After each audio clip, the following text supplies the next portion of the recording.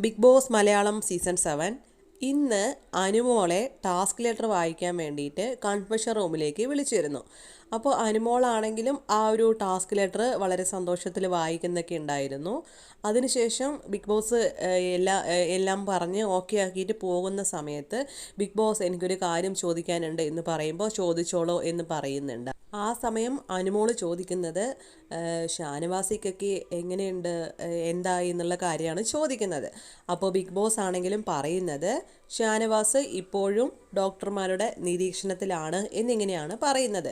അപ്പോൾ അതിനുശേഷം പിന്നെ എന്താണ് അവരുടെ കോൺവെർസേഷൻ എന്നൊന്നും കാണിക്കുന്നില്ല. അപ്പോൾ ഇപ്പോഴും അതിനർത്ഥം ഷാനവാസ് ഹോസ്പിറ്റലിൽ തന്നെയാണ് തുടരുന്നത് എന്നതാണ് അർത്ഥം.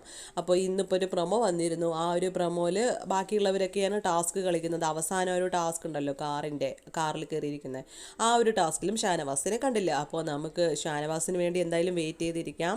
ഹെൽത്ത് എല്ലാം ഓക്കെ ആയിട്ട് നാളെയെങ്കിലും തിരിച്ചു വരും എന്ന പ്രതീക്ഷയോടെ തന്നെ നമുക്ക് വെയിറ്റ് ചെയ്യാം.